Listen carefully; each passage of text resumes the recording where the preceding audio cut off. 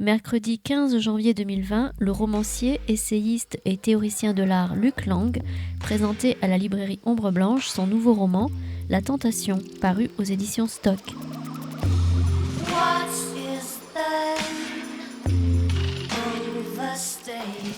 Moi, je suis très heureux de retrouver Luc Lang. Nous avions eu l'occasion de nous entretenir à propos du précédent roman, au commencement du 7e jour, qui, comme l'a dit Christian, nous emmenait, nous embarquait en partie dans les Pyrénées, mais pas seulement. Il y avait des passages aussi au Cameroun, si je me souviens bien, en Afrique. Et là, avec donc, La Tentation, je souscris tout à fait à ce qu'a dit Christian. C'est un des plus beaux livres de la rentrée. Moi, c'est un livre qui m'a laissé vraiment, après sa lecture, beaucoup de prégnance, d'impression, de traces internes. C'est difficile peut-être de le résumer, c'est pas le but, mais je dirais que c'est un livre finalement très riche, qui brasse finalement énormément de thèmes, qui en est fait un livre politique, j'ose le dire, social, aussi qui critique la société actuelle, enfin une certaine société. C'est un livre aussi économique, c'est un livre sur peut-être la fragilité aussi d'un homme, François, qui est le personnage principal du livre, qui est ce chirurgien d'une cinquantaine d'années, un peu plus, 55 ans je crois, 56, qui progressivement sent bien que il y a eu un avant, il y aura sûrement un après, mais c'est un peu l'éloignement familial. Ce sont son fils et sa fille qui s'éloignent de lui. Alors peut-être pour commencer d'entrée de jeu, vous poser une première question, Luc Lang. Donc prix Médicis pour La Tentation. Vous aviez eu le concours des lycéens pour 1600 ventes précédemment, c'était un de vos précédents livres. Vous avez assez souvent, vous avez traité de l'univers familial, parce que dans Mother, il y avait ce rapport à la mère, il y a également ce thème qui revient. Mais est-ce que d'abord, quand vous commencez à écrire un roman, Luc Lang, on a parlé du lieu, on a parlé de la montagne, est-ce que c'est d'abord un lieu qui est premier, qui vous permet d'implanter le récit, les personnages, ou est-ce que c'est d'abord peut-être pour celui-ci l'idée d'abord d'un personnage central qui est celui de François? Voilà, première question. Et donc, magnifique roman de La Tentation, prix Médicis. Voilà, je vous laisse la parole. Oui, bonjour à toutes et à tous. Pour celui-ci, pour répondre à la question, en fait, ça dépend totalement des livres. Ça a été souvent des lieux, par exemple, Voyage sur la ligne d'horizon, dont parlait tout à l'heure Christian, c'était effectivement un lieu qui était les plaines à betteraves du nord de la France. Pour Liverpool Marée Haute, c'était c'était des plans d'architecture, à savoir le projet d'une Tate Gallery à Liverpool dans les docks qui étaient fermés, avec les graves crises économiques des années 70 où le port de Liverpool était totalement sinistré. Donc parfois c'est effectivement le lieu qui inaugure une envie de construire un roman dans ce lieu-là. Et là, c'était ni un lieu, ni un personnage ou un événement. Par exemple, pour 1600 ventres, c'était cette émeute dans la prison de Manchester, où les mutins jouaient les saltimbanques sur le toit de la prison et déclamaient du Shakespeare. Et tous les soirs, les gens, après le travail, venaient au pied de la prison regarder les mutins, entre guillemets, faire des spectacles, comme si c'était un théâtre insurrectionnel et comme si le toit de la prison devenait une scène de théâtre. Et là, cette fois, c'est juste l'idée d'un cerf qui traverse la route devant moi.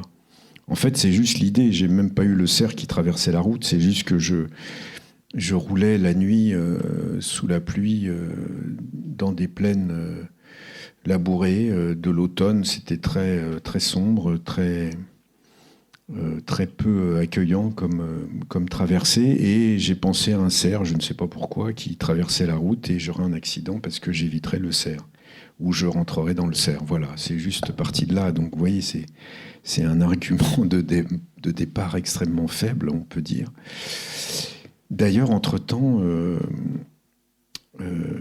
c'était la première fois que ça m'arrivait. Après l'écriture de ce livre, un cerf était sur la route devant moi, dans mes phares. Et ça, c'était quand même un grand choc. C'était la première fois de ma vie que j'avais un cerf comme ça qui courait devant moi sur la route. C'était au mois de novembre. Voilà. Et donc, à partir de là, se met en place je n'écris jamais à l'avance mes histoires, donc je les compose au fur et à mesure. Chaque jour venant apporte ses pages griffonnées ou des fois ses pages blanches, parce que des fois ça vient pas. Et donc progressivement, il y a cette histoire familiale qui s'est construite parce que le cerf traverse la route. Pourquoi brutalement? Parce qu'il y a un chasseur qui l'a blessé. Et puis voilà, ça commence. Puis l'histoire a commencé comme ça. Et ensuite, c'est l'histoire familiale. Et le combustible du livre, si je peux parler du combustible au sens de l'énergie qui nourrit ce livre, si vous voulez, c'est la découverte en tant que parent. J'ai 4 enfants. Et la découverte qui est à la fois une espèce de satisfaction, mais en même temps une sorte d'effroi, de voir ces enfants devenir des adultes.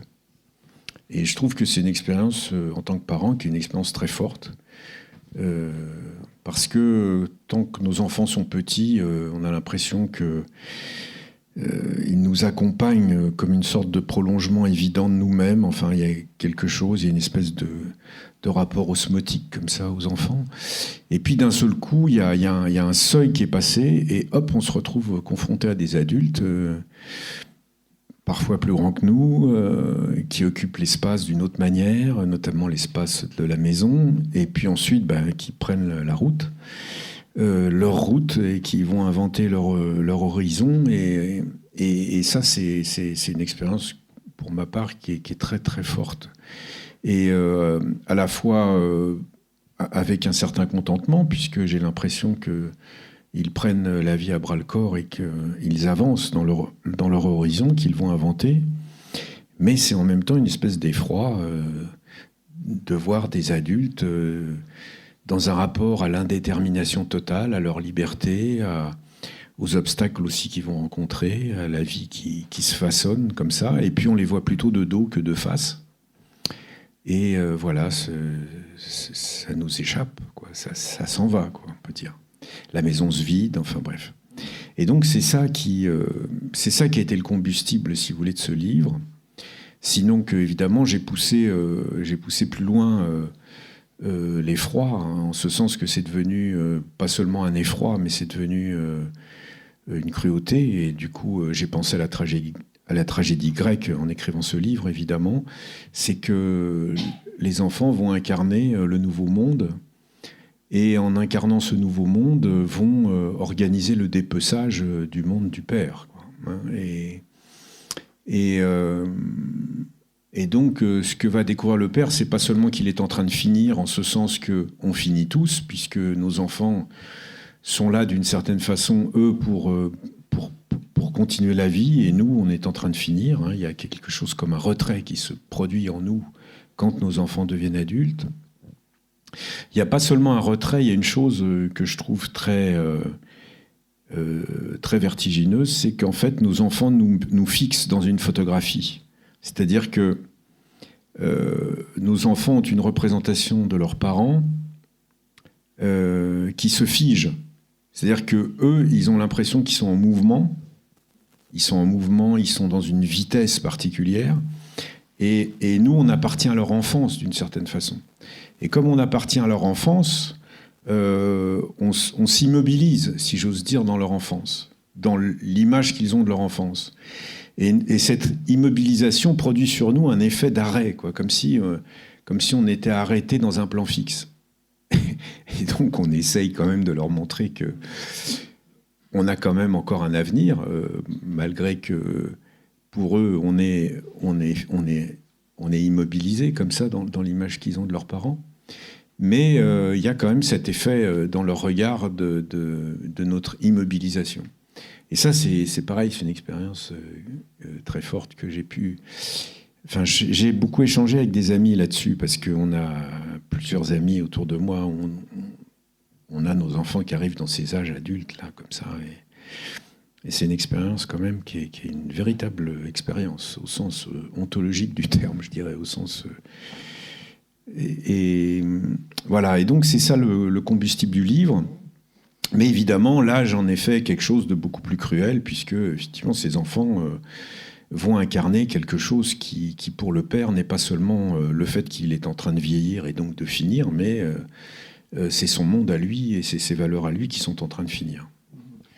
Pour en revenir à cette scène initiale du livre, qui est ce face-à-face entre cet homme, donc François, et ce cerf qu'il tient en joue, hein, c'est finalement assez symbolique d'un avant et d'un après, puisque peut-être pourriez-vous nous lire le début du roman, comme ça nous donnerait tout de suite l'occasion de pénétrer. Tenez. Merci. En jazz, on dit entendre le son. Hein. C'est bien de lire parce qu'on entend le son. L'index sur la détente, la joue sur la crosse, l'œil dans la lunette, il scrute l'animal. Un cerf à 16 corps, dans la lumière dorée d'un jour d'octobre, qui se tient, puissant, campé dans une splendeur héraldique, les sabots enfouis dans une flaque de neige, la tête tournée de son côté, avec une sorte d'affectation, comme s'il regardait la mort en face. L'homme aurait été sous le vent, la bête se serait déjà enfuie. C'est un cerf de 7 ou 8 ans qu'il a observé dans ses jumelles l'automne précédent, vigoureux mais trop jeune et dont les bois n'étaient pas encore dans leur plénitude. Cette année, la pousse est accomplie. Les empaumures sont vastes et régulières, telles 2 mains aux doigts écartés. Les andouillés de massacre sont eux-mêmes d'une amplitude considérable. Son chien est mort 3 ans plus tôt, il se contente de chasser seul, il s'accommode, il sait observer, se placer dans le vent, effacer sa propre odeur. Il pourrait marcher des heures sans faillir. 2 jours d'approche cette fois, le long des contreforts montagneux. Le travail de repérage lui semble toujours participer d'un désir charnel, celui d'une partie de cache-cache, presque d'un corps à corps. Mais à présent que l'encolure fauve et grise de l'animal se pose dans sa lunette Zeiss, le télémètre laser affichant une distance de 88 mètres, il se trouble, s'embarrasse. Depuis quelque temps, il supporte difficilement ce déséquilibre des forces, sa puissance de feu qui interrompt brutalement la partie, envole la faim, conférant à cette studieuse poursuite sur le massif une absurde vacuité. Ce serait quoi, finir la partie ? Il n'a pas de réponse. Il éprouve simplement une amère déception dans les secondes qui suivent le tir, après avoir pourtant signé 30 années durant d'impressionnants tableaux de chasse. Dans un 10e de seconde, la balle entrera dans les chairs, avec 450 kilos d'énergie cinétique. L'animal sera fauché.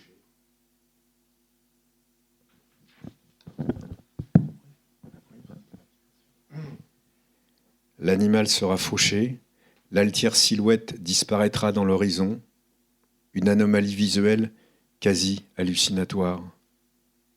C'est lui, en somme, qu'il va effacer en abrégeant la course du cerf, sa course vers le cerf. D'où cette hésitation qu'il a de l'index, à l'instant où le dernier soleil rasant fait peut-être scintiller l'optique de sa lunette, que le cerf a bougé instinctivement, que la crispation du doigt sur la détente est devenue réflexe et tardive. La balle est partie, 860 mètres secondes, éclaire, soubresaut de l'épaule et du torse, secousse dans la nuque avec le recul de la carabine sans frein de bouche et qu'il maîtrise si bien. Mais cette hésitation d'une microseconde à une telle distance expliquerait que la balle ait manqué sa cible. L'animal a légèrement fléchi sur son côté droit.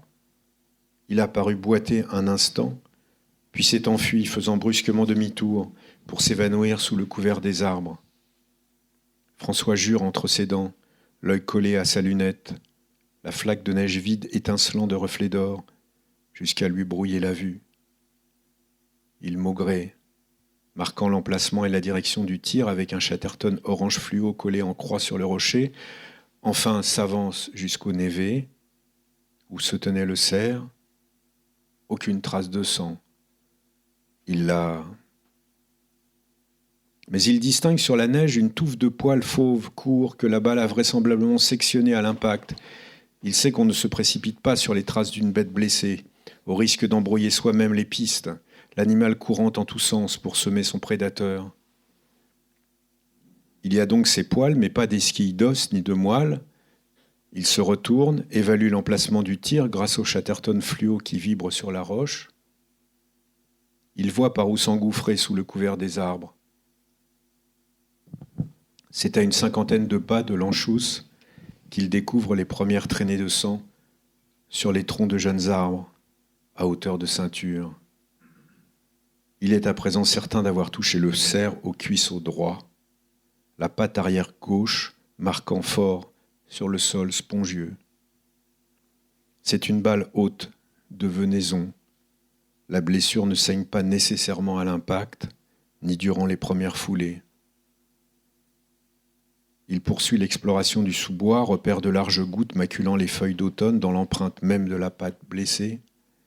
Plus loin, de fines gouttelettes qui indiquent la direction prise, avec le sang qui luit, vermillon sur le sol détrempé. L'animal a dévalé le contrefort à l'oblique, ses appuis sains sur l'aval, pour ménager l'appui blessé. Il zigzague peu, ne s'éprouve pas traqué. François se tient maintenant à presque 300 mètres de l'Anchousse. Une trop grande distance, il devrait appeler son ami Laurent, conducteur de chien de sang, afin de retrouver la bête blessée. Le téléphone n'a aucune connexion, dans 1 heure il fera nuit, alors il continue, se fiant à son expérience. Un long brame déchire la pénombre bleutée. Il n'est pas certain que ce soit son fugitif, célébrant les biches alentour. Le timbre paraît différent, quoique. On a envie vraiment d'entendre le son, le texte, parce que je trouve que vous travaillez énormément le style, l'écriture. Je ne sais pas si vous le travaillez, j'imagine que vous travaillez beaucoup pour rendre la pulsation, le rythme. Il y a des ruptures de ton, il y a vraiment... c'est un thriller, hein, je le dis d'entrée de jeu, parce que c'est aussi, je pense que vous revendiquez le titre, enfin je pense qu'on peut le... Ouais. Et donc il y a une tension, c'est pour ça qu'il est difficile aussi de choisir des passages à lire pour pas déflorer aussi l'intrigue, puisque c'est vrai que c'est un livre qui est très habile, qui au fil de l'écriture va nous...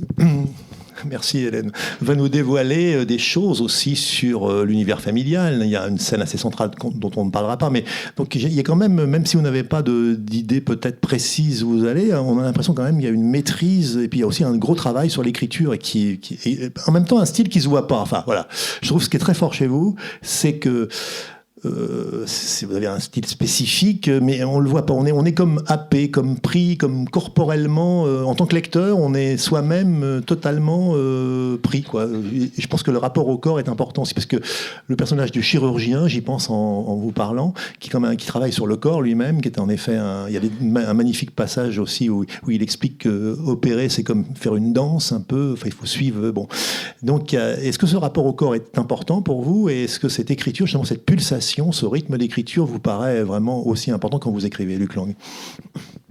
Oui, il faut que l'écriture soit... Enfin, il faut que l'écriture parle au corps. C'est-à-dire qu'il faut que l'écriture incarne les corps, ce qui est un peu un paradoxe, puisque les mots, c'est pas du corps a priori, mais enfin, les mots, c'est aussi des sons, et c'est proféré par des voix. Donc, le langage, quand même... l'idée de langue maternelle, par exemple, fait que en fait, on est avec une langue, et cette langue devient de la chair, puisque c'est avec cette langue-là qu'on va pouvoir exprimer au plus profond les sentiments et les pensées qui nous habitent. Donc,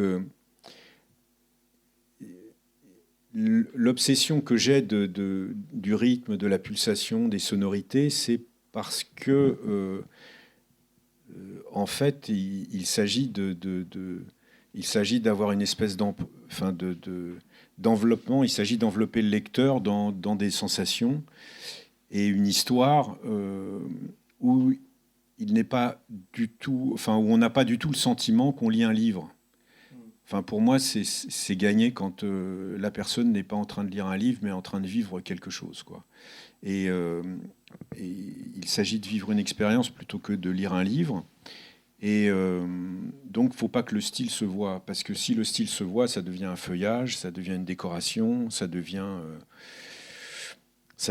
des signes extérieurs de distinction, comme on parle des signes extérieurs de richesse, quoi. C'est-à-dire, c'est pas très intéressant, quoi. Et je cite toujours cette image de Céline qui dit les lecteurs sont sur le pont en train d'admirer l'horizon marin et l'auteur il est dans les cales du navire en train de mettre le charbon dans les chaudières, quoi. C'est-à-dire que on pense pas à celui qui met le charbon dans les chaudières, et c'est ça qu'il faut en fait. Il faut pas qu'on voit le style. Si on voit le style, et donc il faut absolument faire disparaître toute affaîtrie, et il faut faire disparaître tout élément décoratif. Il faut travailler en fait la vitesse, la pulsation, le rythme, de manière que ça soit comme une musique. En fait, la musique, elle nous prend, quoi, et elle nous prend, et elle nous, le transport, quoi, elle nous transporte. Et il faut que le texte nous transporte avec la même imprégnation que la musique, de manière à ce que précisément on vive une expérience plutôt qu'on lise un livre. Et que du coup, effectivement, quand on a fini, on se dise mais pourquoi j'ai été... C'est-à-dire qu'on ne sait pas pourquoi en fait on a été emporté par un texte, mais on a été emporté précisément parce qu'il y a eu un travail de fait dans le façonnage de la phrase qui nous a enveloppés et qui nous a... Et quand on revient sur le texte, en fait, on ne sait pas trop pourquoi ça nous a emportés. Et c'est ça l'invisibilité du style, en fait, je trouve. Comment il s'appelle? Je ne trouve plus son nom. C'est Chateaubriand qui se met en écran devant moi. Un auteur qui me donne cet effet-là tout le temps, un auteur du 19e siècle, qui a un style invisible à un point... Chateaubriand fait écran, j'arrive pas à le retrouver. Il est archi connu. C'est comme de vous dire Balzac, quoi. C'est aussi courant que ça. Ça va peut-être me revenir, mais bref. Et Maupassant, merci. Merci Didier, merci Maupassant. Oui, voilà. Vrai, alors Maupassant, merci Didier, merci. Didier Goupil qui écrit. Oui, Didier, oui. Ouais, on est potes, Et voilà, Maupassant, c'est très bizarre parce que on est totalement enveloppé dans une histoire, et en même temps, quand on essaye de fouiller dans l'écriture pour essayer de trouver des signes patents de son style, en fait, on les trouve pas. C'est très invisible, comme c'est très insidieux.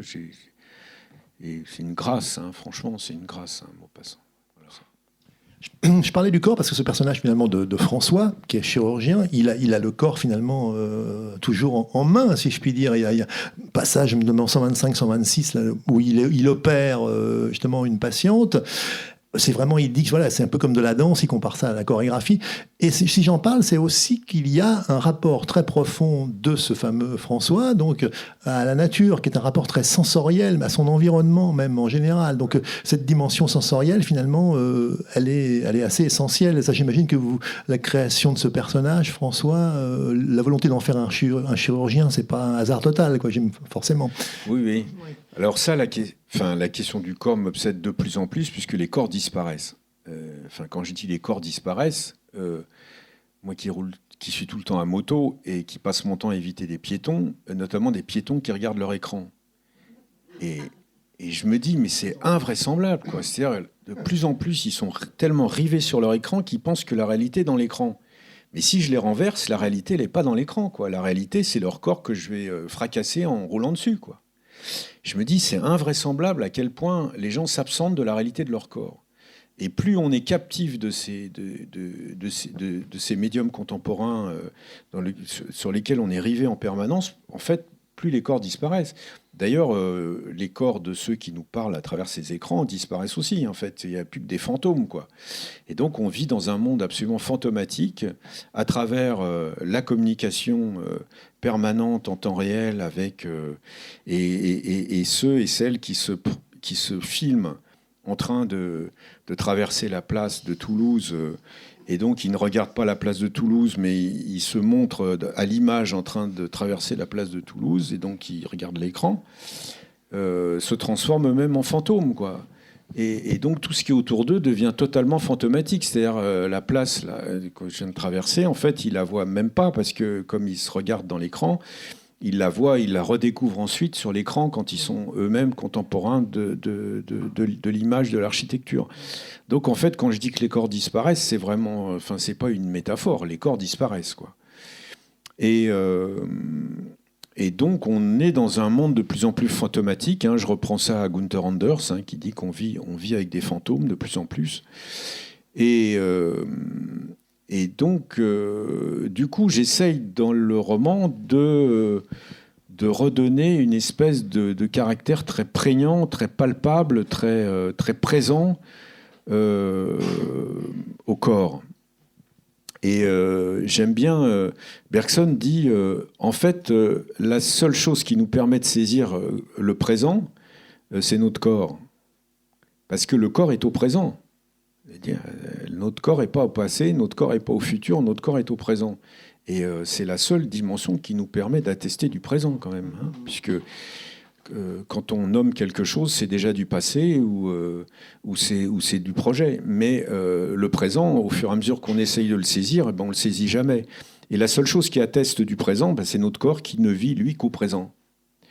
Et donc, en prenant évidemment ce chirurgien qui travaille sur les corps, qui répare les corps, mais qui en même temps qu'il répare les corps humains, tue les corps animaux puisqu'il est un chasseur, eh bien, il est constamment sur cette ligne de crête en train de faire des gestes définitifs qui sont des gestes du côté de la réparation ou des gestes du côté de la destruction. Et là où ça bascule pour lui, ça bascule là, dans les premières pages que je vous ai lues, c'est-à-dire... d'un seul coup, il n'arrive plus à tirer, quoi. C'est-à-dire sans doute parce qu'il est en train de vieillir et que lui-même, il est en train de finir. Et donc, il arrive de moins en moins à commettre ce geste irréparable de tuer. Et puis, il va y avoir une voiture qui va passer au moment où il va réussir à débusquer le cerf blessé, qui va traverser la route au moment où une voiture arrive. Donc, il ne va pas pouvoir le tuer à ce moment-là. Et cette voiture qui fait une embardée, qui manque de renverser le cerf et qui manque de déraper dans le fossé, dans cette voiture, il croit reconnaître sa fille. Et donc, il y a immédiatement en lui un sentiment d'insécurité porté sur sa fille, donc un sentiment de fragilité porté sur l'enfant, même si elle n'est plus une enfant. Et donc, il est envahi d'un seul coup, il est submergé d'un sentiment de fragilité, qui est la fragilité portée sur sa fille, et qui va sans doute le contaminer dans une fragilité portée sur l'animal qui l'a blessé. Et là, précisément, il va basculer, c'est-à-dire au lieu d'achever l'animal une fois qu'il l'a retrouvé, je déflore qu'un tout petit peu le livre, puisque c'est à la 4e ou 5e page du livre, il va renoncer à l'achever et il va le ramener dans le relais de chasse et il va le réparer, c'est-à-dire il va le soigner et le réparer. Et là, il y a quelque chose qui est en train de basculer chez cet homme dans le fait de se contenter de commettre des gestes qui réparent plutôt que d'être dans cette alternance entre les gestes qui réparent et les gestes qui détruisent. Mais dans les deux cas, ce qui m'intéressait de montrer, parce que quand il tue l'animal et qu'il le dépaisse, il est dans un geste très concret dans le rapport au corps, hein, parce que c'est un métier de dépecer un animal. Et je voulais montrer ce que c'était qu'un dépeçage, parce que la viande arrive dans nos assiettes d'une manière totalement magique, hein, on ne sait pas du tout comment ça arrive, c'est déjà emballé dans son emballage et sa barquette, ça arrive dans nos assiettes, enfin c'est un truc complètement abstrait, et on en oublie presque que c'est de la viande. Et donc, si on avait effectivement à tuer et à dépecer les animaux, sans doute qu'on mangerait moins de viande, il n'y a pas de doute là-dessus. Et donc, remettre du corps dans la viande, hein, remettre de la présence charnelle dans la viande qui est dans notre assiette, quoi. Et donc, c'est pour ça que je me suis je me suis attelé, dans le contexte, encore une fois, qui est le nôtre, où les corps disparaissent, à essayer de remettre de la sensation corporelle et l'importance de notre corps et du corps des animaux, enfin, tous ces corps qui sont en train de disparaître au sens figuré, mais aussi au sens propre. On sait bien, là, vous avez 1 milliard, on évalue à peu près 1 milliard d'animaux qui ont disparu dans les incendies en Australie. Donc là, je veux dire, pour ce qui est des catastrophes quant au corps, on les vit en temps réel. Donc là, du coup, je trouve que l'une des missions de la littérature, c'est de remettre du corps et de remettre de l'attention au corps. Et c'est vrai aussi qu'il est en effet confronté, je peux peut-être me permettre de lire ce passage de l'opération, justement, quand il opère cette patiente, parce que c'est un très beau passage sur la chorégraphie, je trouve la danse presque de la chirurgie, si je puis me permettre, pour faire une... Alors, et donc, il s'adresse à la patiente, « Merci docteur », lui dit « Détendez-vous, laissez-vous sombrer, on vous a administré un décontractant ». Elle sourit, ferme les yeux, sa tête s'abandonne sur le côté gauche, il contourne la table, un rideau est tiré par-dessus l'épaule de sa patiente, courant le long de sa tête et de son corps. François n'a sous les yeux, à angle droit du buste, que le bras inerte, badigeonné de bétadine ocre, le garrot pneumatique qui bloque le flux sanguin dans l'artère brachiale et la main fine, ouverte, paume vers le ciel, dont il va ôter le majeur, raidi, en pince, le tendon fléchisseur entravé par la fibrose, un bout de bois fiché tel un corps étranger, à terme les autres doigts vont s'enraidir, la main perdre son usage. Il prend son bistouri, commence d'entailler la saillie interdigitale entre l'index et le majeur, la lame s'enfonce dans le peloton adipeux, il sait combien la fluidité de ses gestes est essentielle. Aucune hésitation, aucun remords, le dessin qui s'accomplit sans aucun tremblé dans la coupe des saillies, le contournement et l'extraction du majeur, certains chirurgiens hésitent, s'y reprennent dans leur tracé. Ça zigzague, c'est haché, ça manque le fil du derme, les tissus durcissent durant la cicatrisation. Le résultat est médiocre, c'est définitif. Lui, non.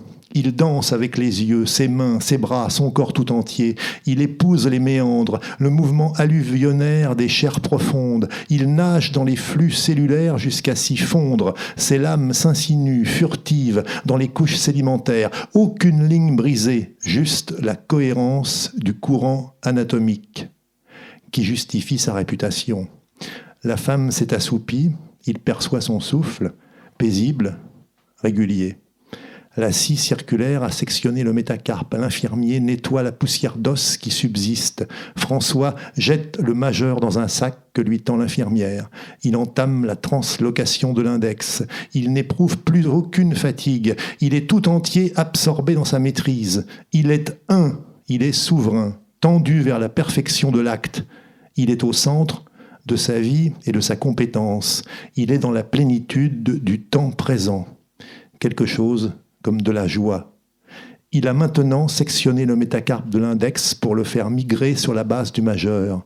La broche et les vis sont fixées, la béance ouverte par l'amputation du majeur est résorbée, les doigts s'alignent dans l'unité retrouvée d'une main à 4 doigts.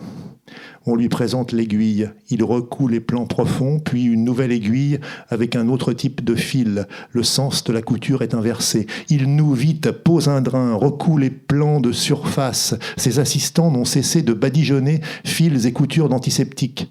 François dépose ses outils dans le bac inox.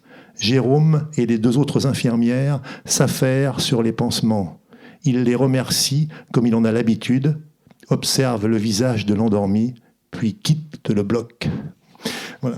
Je trouve que on voit bien justement, c'est un magnifique passage par rapport justement à ce qu'est sa vie, enfin sa compétence, sa profession de chirurgien, et qu'il est, à un moment, il a l'impression d'être totalement en phase, qu'il est un, enfin, il est en phase avec le monde qui l'entoure. Bon. Et cette distanciation qui est incarnée par son fils, qui lui est dans le monde du virtuel, enfin des flux financiers. Cette distanciation est d'autant plus marquée. Là, on déflore trop rien en disant ça, mais ce fils qui va finalement devenir un expert financier, bon, et qui finalement fait de l'argent avec de l'argent, encore en gros. Voilà, donc je pense que vous pouvez peut-être en dire 2 mots, ce rapport entre père-fils et cet éloignement.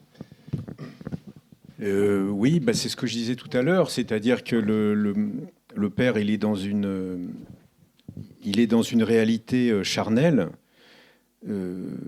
qui évidemment le constitue et en même temps du coup constitue ses valeurs. Et puis le fils, lui, qui devient effectivement un trader dans une très grande banque new-yorkaise, lui, il est effectivement dans un monde immatériel, il est dans les flux, il est dans la vitesse lumière des flux sur les supports électriques. Et son rapport au monde, évidemment, en est extrêmement modifié, dans une espèce d'indifférence d'ailleurs au monde du père. C'est pour ça aussi que j'ai choisi ce métier-là pour ce que je vous en ai dit de chirurgien, pour ce que je vous en ai dit à l'instant. Mais c'est aussi parce que j'ai voulu, vous savez, dans ces sortes de grandes familles où on est médecin de père en fille, de mère en fille, de père en fils, de père en fille, etc. Et là, effectivement, il y a 3 générations de médecins. Et la fille continue médecine, elle, à la grande satisfaction du père, mais en même temps qu'elle continue médecine, elle va être emportée dans une passion amoureuse qui va la déporter totalement dans un univers où, là encore, le père ne se retrouve pas du tout, qui est un univers assez proche de celui du fils.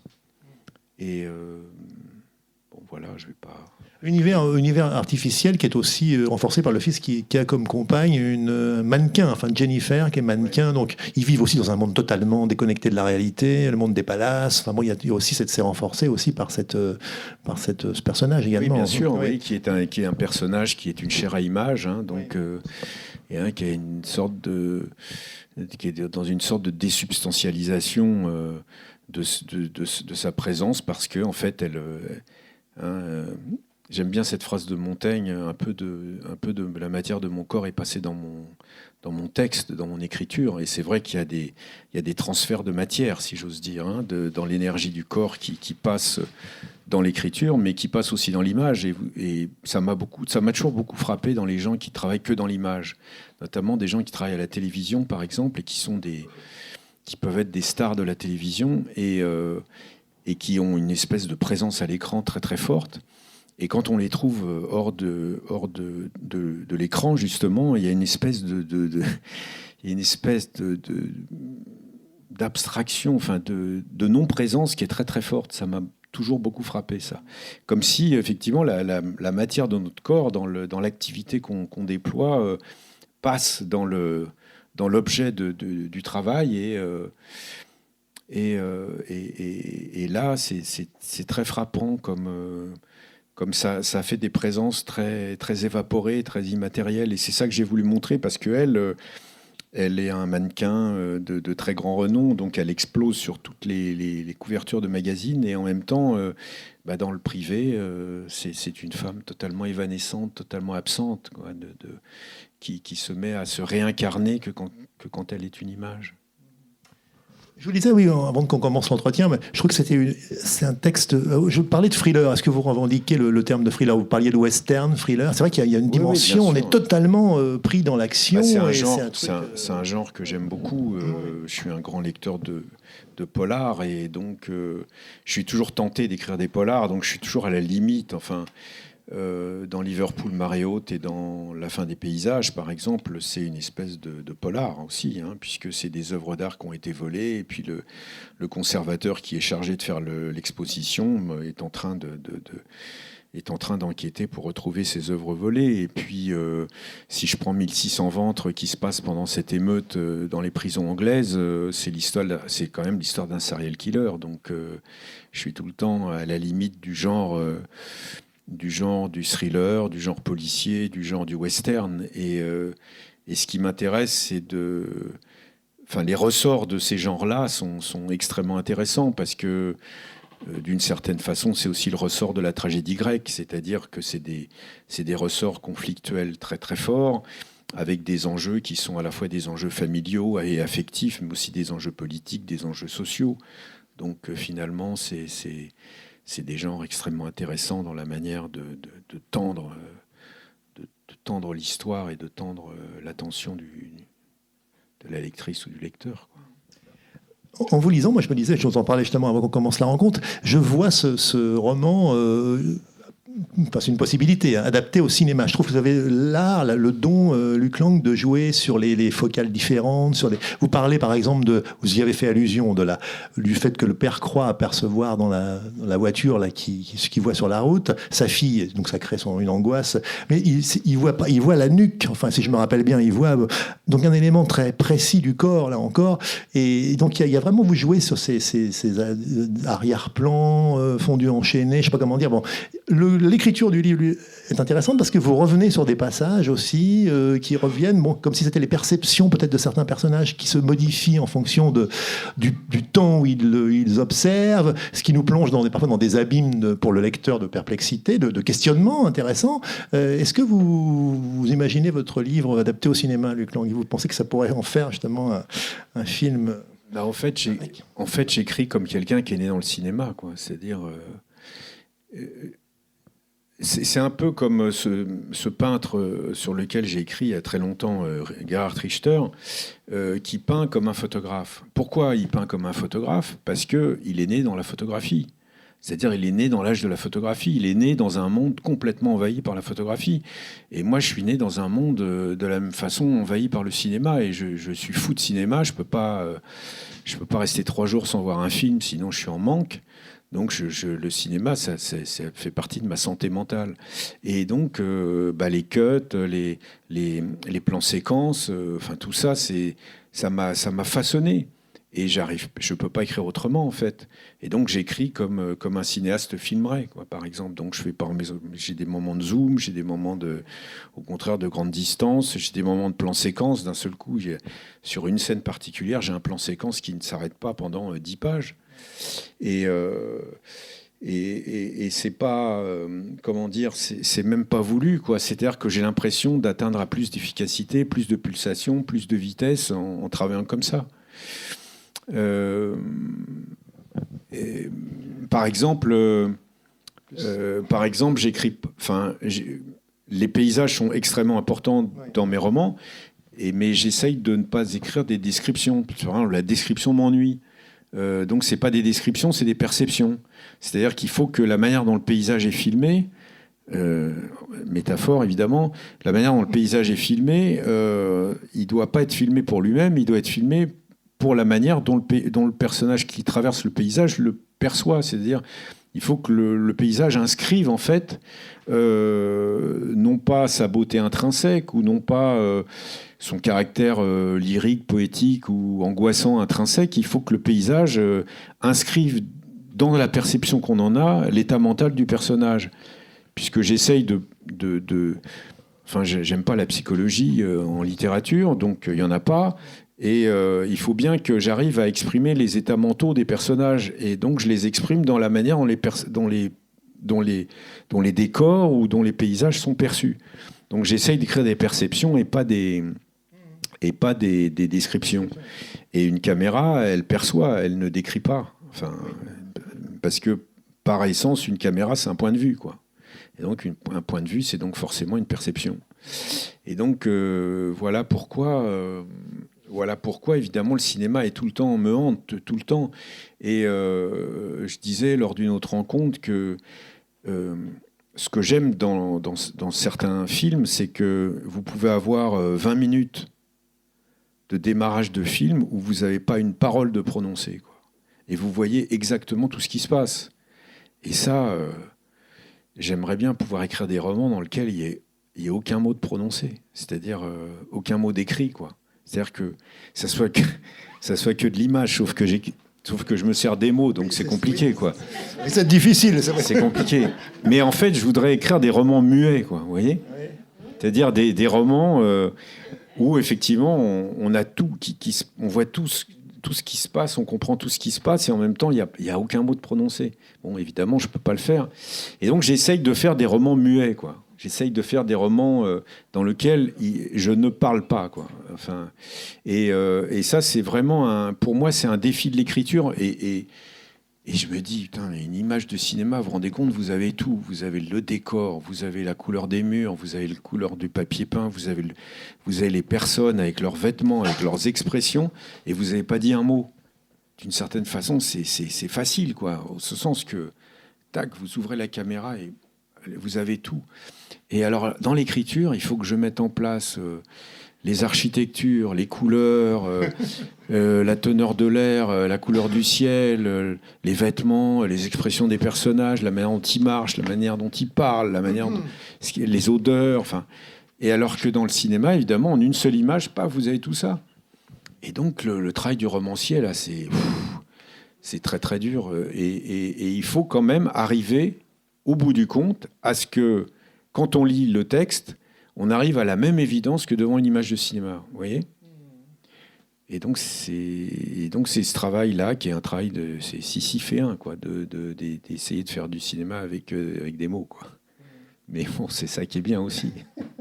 C'est un peu le sens de la citation de Peggy, que vous mettez en épigraphe du livre. Que serait-ce quand il faut dans un livre, du livre, mettre de la réalité ? Qu'arrive-t-il toujours ? Il me faut une journée pour faire l'histoire d'une seconde, il me faut une année pour faire l'histoire d'une minute, il me faut une vie pour faire l'histoire d'un jour. On peut tout faire, excepté l'histoire de ce que l'on fait.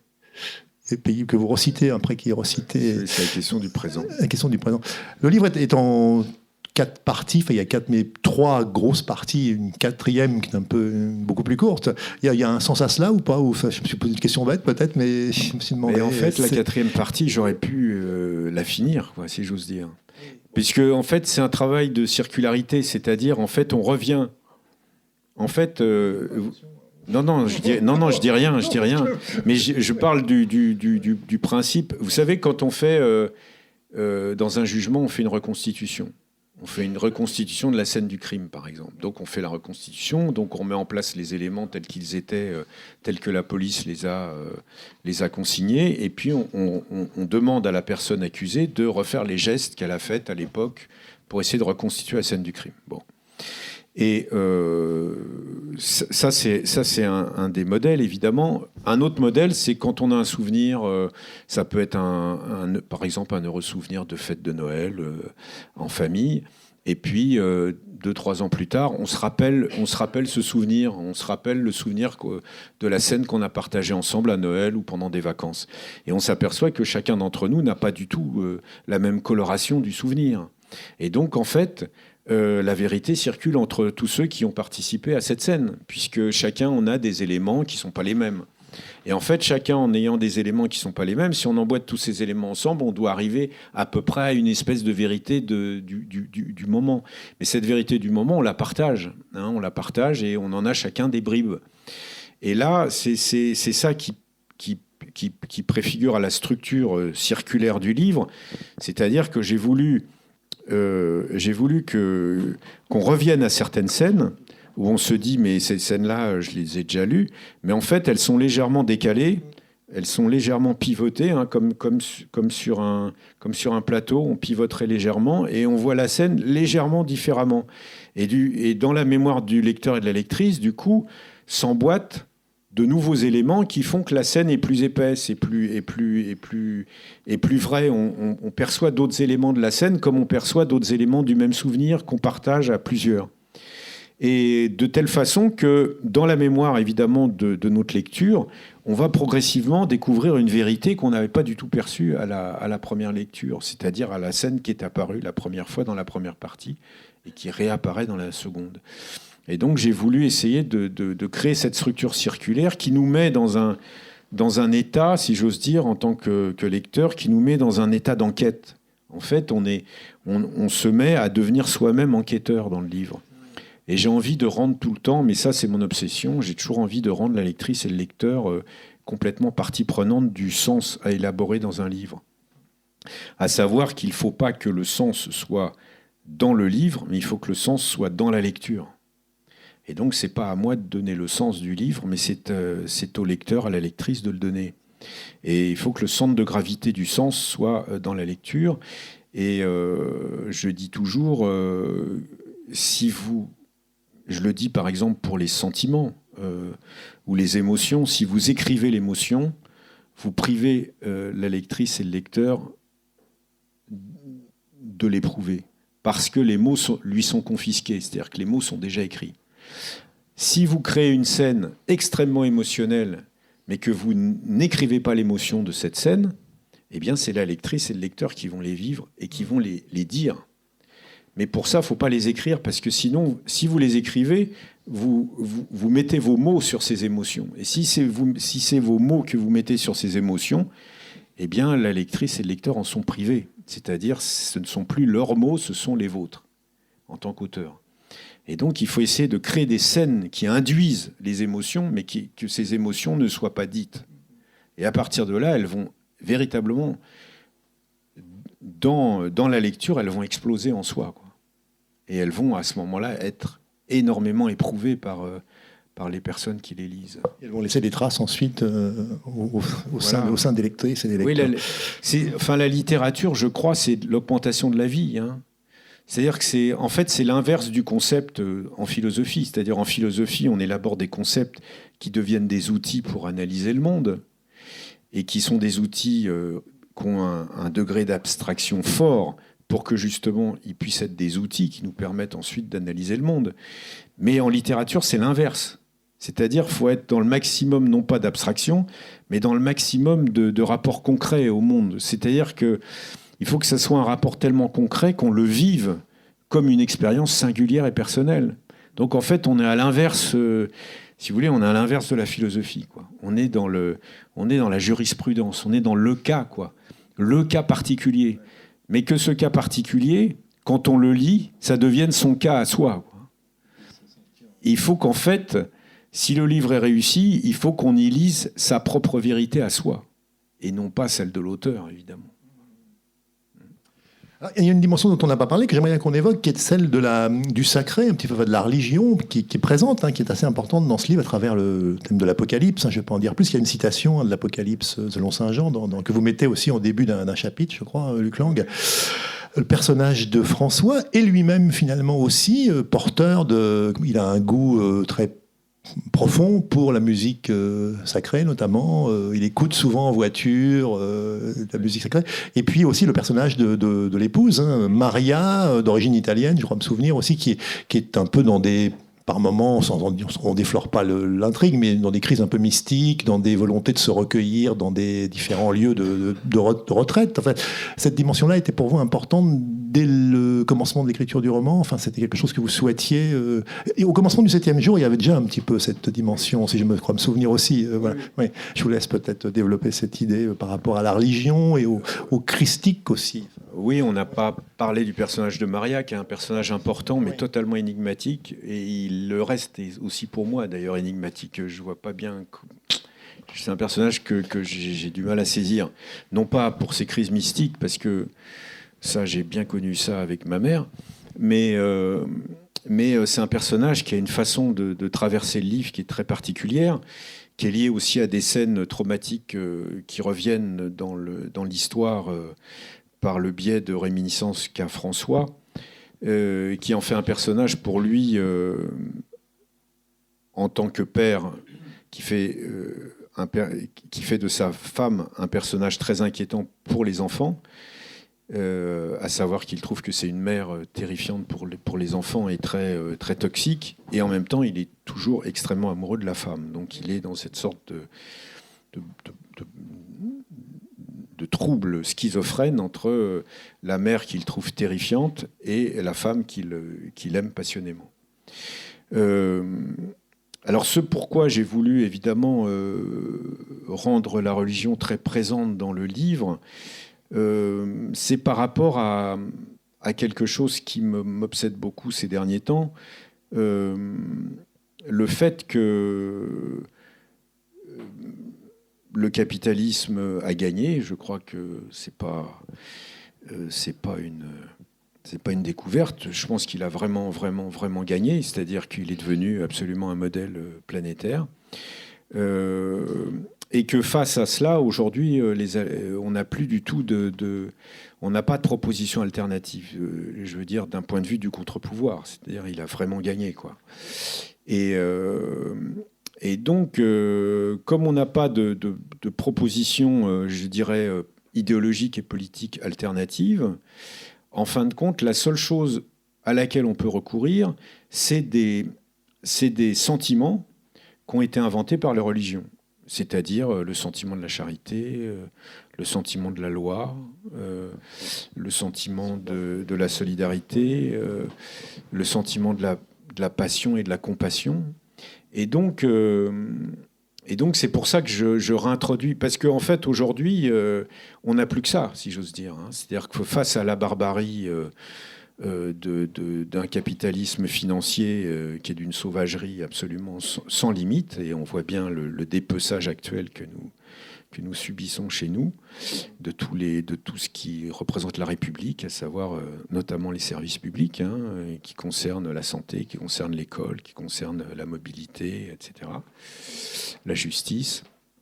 Eh bien, devant ce dépeçage, qu'est-ce qui nous reste ? Il nous reste des valeurs que les religions ont inventées, puisque c'est les religions qui inventent ces valeurs-là, qui sont des valeurs de vivre en société, qui sont les valeurs que je viens de dire. Voilà, solidarité, charité. Et donc, ce personnage de François, qui est un personnage totalement athée, qui est même plus qu'athée, enfin la question pour lui de croire ou ne pas croire ne se pose même pas, mais qui est en même temps un amateur d'art et de musique sacrée, qui d'ailleurs se demande si un tel art aurait pu être créé si les artistes de ces époques-là n'avaient pas été croyants. Il se pose la question de est-ce que la foi est un moteur dans la création, et il pense que oui, je crois. Eh bien, même si son rapport, lui, à la religion est juste un rapport esthétique, et j'ai voulu montrer comment ces valeurs-là sont encore notre seul recours aujourd'hui dans la manière dont on peut résister au dépeçage de notre monde. Voilà. On peut dire un livre engagé, en quelque sorte. Moi, je le lis comme ça, un roman engagé, oui, bien sûr, au sens, bien sûr, on a bien compris, sûr. Je pense. Oui, c'est bon. Dans la tragédie grecque, vous avez ça. C'est-à-dire dans la tragédie grecque, vous avez toujours des conflits ou des passions internes à des familles c'est des familles puissantes qui ont le pouvoir, mais ça a des conséquences immédiates dans la société d'un point de vue politique et social. Et là, j'essaye de montrer à travers ce déchirement familial et cette explosion familiale qu'en fin de compte, c'est notre monde tout entier qui est dans cet état d'ébullition et d'entropie, de fragmentation. L'art, on n'est jamais loin aussi, parce que je crois qu'à un moment, François dit, je crois qu'il dit ça, il dit que il aurait bien aimé peut-être peindre, enfin s'exprimer avec la peinture aussi. Je crois qu'il y a un passage, ça, non Oui, c'est quand le rapport à la peinture c'est quand aussi. Il se remémore cette silhouette féminine dans la voiture. L'arrière là, de la nuque avec ce mouvement d'épaule et de mains qui essaye de se protéger contre il ne sait pas quoi et qui a comme le corps qui incarne un mouvement de peur, de terreur, et il dit si j'étais peintre je pourrais il doit penser à Degas, je pense, à ce moment-là, la nuque, voilà. Et donc oui, c'est ce genre de choses que lui il n'arrive pas à exprimer. Je ne sais pas si on l'a dit, mais c'est un grand bourgeois, c'est important de le souligner aussi, parce que un personnage chirurgien qui a une clinique à Lyon, grand bourgeois, on peut dire, qui a une certaine peut-être distanciation aussi avec son environnement, bien qu'il ait un rapport très aussi sensoriel avec la nature, puisqu'il va à la chasse, il a quelque chose de l'ordre aussi du corporel, mais en même temps, avec les gens, peut-être qu'il est un peu distant. Enfin, je ne sais pas si vous le percevez comme ça. Oui, j'ai voulu que ça soit quelqu'un qui avait, qui est un dominant, mais qui est un dominant de l'ancien monde. C'est-à-dire que j'ai voulu montrer qu'en fait, c'était pas ce qui est en train d'arriver n'est pas une affaire de classe. Ce n'est pas une affaire de classe. C'est vraiment un bouleversement civilisationnel, sociétal, qui est notamment engendré par des mutations techniques qui sont en train de modeler totalement autrement notre quotidien et notre rapport au monde. Et donc, du coup, il a beau être puissant et riche, puisqu'il est quand même riche, mais à côté de son fils, c'est rien du tout, mais puisque c'est une histoire d'échelle, évidemment. Mais lui, il est devenu riche que par son travail, donc du coup, c'est un petit riche, quoi, par rapport à la richesse que peut engranger son fils, qui lui explique à son père qu'il est obsolète et que même ses mains de chirurgien vont être remplacées par la robotique et l'intelligence artificielle, et que bientôt on n'aura même plus besoin de mains de chirurgien. Donc il dit, papa, tes mains sont obsolètes bientôt. Et donc, le fils, lui, il fait de l'argent avec l'argent. Donc, il dit, mon pauvre père, toi, tu fais de l'argent avec ton travail, mais de l'argent avec le travail, c'est fini, ça. Un dialogue assez percutant. Voilà, très, très, très violent, quoi. Et donc, là, le père se prend ça en pleine figure. C'est très, très, très, très violent pour lui. Et donc, voilà, j'ai voulu montrer que même les puissants de l'ancien monde vont partir avec. C'est-à-dire, c'est tout le monde qui part avec. Et donc, j'ai voulu montrer que c'était pas une question de classe sociale. Là, c'est bien autre chose qui se passe. De monde qui se séparent vraiment. Alors, le temps passe, on va vous passer la parole pour des questions, puisqu'il faut qu'on termine, je crois, pour passer à la dédicace vers 45. Donc, avez-vous des remarques, des réflexions, des questions pour Luc Lang à propos de son dernier roman, La Tentation, ou par rapport au sujet qu'on a évoqué, peut-être? Je l'ai acheté, mais ça va venir. Est-ce que vous, vu que vous... Oui, ah bah oui, merci. merci. Est-ce que vous avez la tentation de filmer?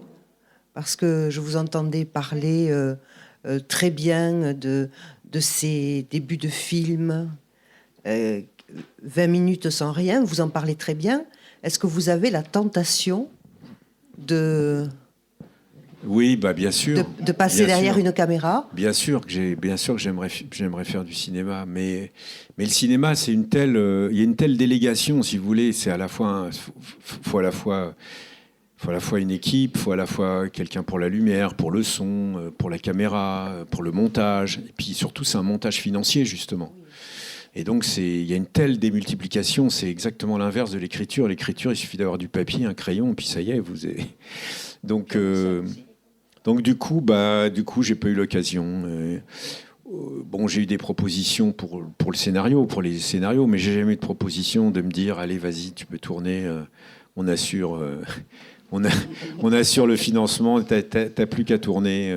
Si on me disait ça, peut-être que je le ferais. Ouais. Mais j'ai pas envie en même temps de me... Je vois bien les amis cinéastes qui mettent 5 ans à faire un montage financier pour arriver ensuite à tourner pendant 6 semaines. Et puis ensuite 6 semaines de montage, et puis ça y est, c'est dans la boîte. Non, je préfère être devant ma feuille de papier, quoi, quand même, finalement. Ça a l'air d'être dur d'écrire, quand même. Tenez-vous le micro. Non, c'était seulement un fait. Franchement, vous avez l'air d'y mettre beaucoup de temps, quand même. Oui, beaucoup, oui. beaucoup, oui. Là, sur celui-là, il y a 1 an de correction. Ah oui. Oui, il y a 1 an de correction. Faut pas être pressé, quoi. Mais je crois qu'il faut pas être pressé quand on écrit un livre. Il faut pas être obsédé par le fait de publier, quoi. Faut prendre son temps et il faut prendre le temps qu'il faut pour arriver à une espèce de fluidité comme ça, voilà, quoi. Je vous invite donc à poursuivre la discussion avec Luc Lang, qui va dédicacer son roman là à l'entrée, c'est ça, de la librairie, juste à l'entrée, voilà. Merci beaucoup, merci Luc Lang d'être venu pour La Tentation chez Stock.